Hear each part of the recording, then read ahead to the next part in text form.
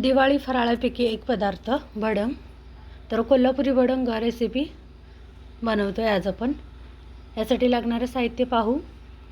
अर्धा किलो मुरमुरे घेतलेत, तर चाळणीने चाळून स्वच्छ करून घेतले. आता एका मोठ्या पातेल्यामध्ये तेल घालून घेऊ 1 वाटी. तर तेल चांगलं गरम झालं म्हणजे यामध्ये शेंगदाणे भाजून घेऊ. 1 वाटी शेंगदाणे 3 ते 4 मिनटं परतवून शेंगदाणे भाजले गेलेत.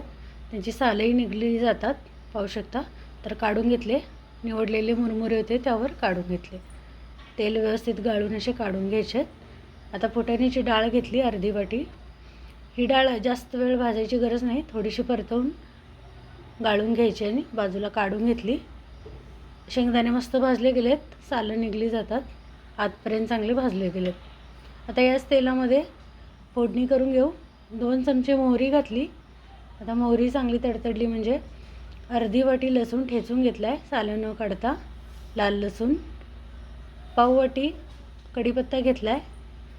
तर कढीपत्ता आणि लसूण चांगलं भाजून घ्यायचं आहे, म्हणजे मुरमुरे आपले नरम पडणार नाहीत. आता यामध्ये मसाले घालू. लाल तिखट घेतलं आहे 4 चमचे. आता यामध्ये तयार मसाला भडंग मसाला घेतला आहे 2 मोठे चमचे.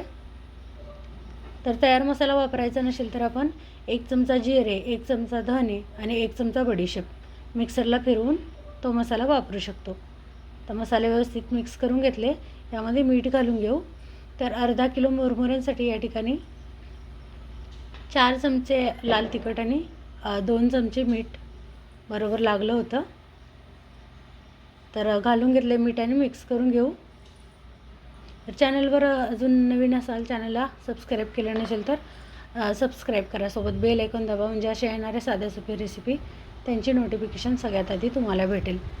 आता मसाला गॅस बंद करून मसाला भाजला होता. तर गॅस बंद करून मसाले घातले म्हणजे मसाला जळत नाही. तर आता मुरमुरे घालून घेतले आणि पिठी साखर पाव वाटी घालून मिक्स करून घेतलं. तर गॅस बंदच होता.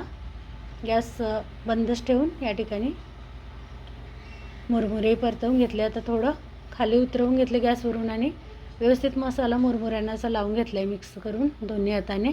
या ठिकाणी मस्त असा कोल्हापुरी भडंग तयार आहे. तर शेवटी 1 मिनिटभर गॅसवर पुन्हा परतवून घेतला, म्हणजे कुरकुरीत राहण्यासाठी. तर हा भडंग आहे तो कांदा, लिंबू, फरसाण किंवा शेव घालून खाल्ला जातो.